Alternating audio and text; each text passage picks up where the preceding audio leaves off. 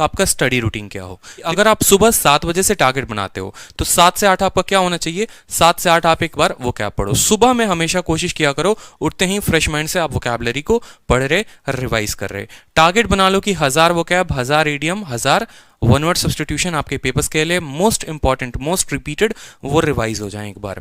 ठीक है, फिर बात करते हैं 8 से 10 आप मॉक दे सकते हो। ठीक है, मैंने 2 घंटे क्यों रखे हैं, 1 घंटे मॉक के और 1 घंटे उसके एनालिसिस के। भले आप 50 के जगह 30 मॉक दो, लेकिन उस 30 का कंप्लीट एनालिसिस आपके पास होना चाहिए।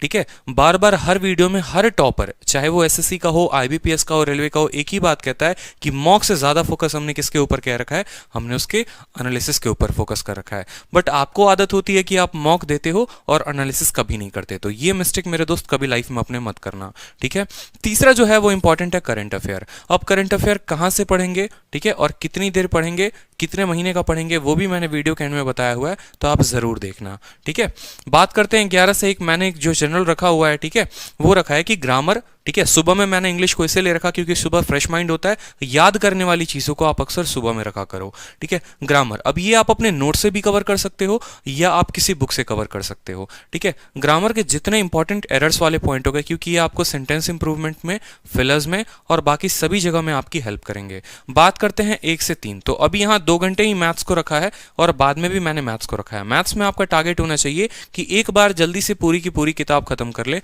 चाहे आप राकेश यादव की किताब खत्म कर रहे हैं या आप किरण की किताब खत्म कर रहे हैं। एक बार जल्दी से सिलेबस को कंप्लीट करेंगे ताकि आपको उतना टाइम मिल पाएगा रिवीजन के लिए और मॉक के लिए।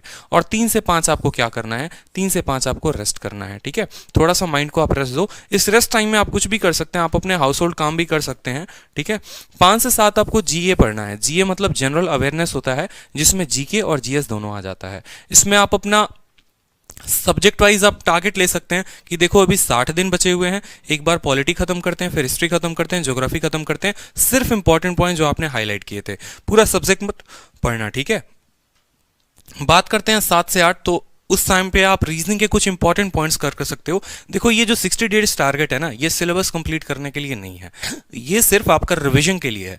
जिनके मॉक में अच्छे नंबर आ रहे हैं उनके 30-40 नंबर और कैसे बढ़ जाएं, उसके ऊपर ये पूरी की पूरी वीडियो है।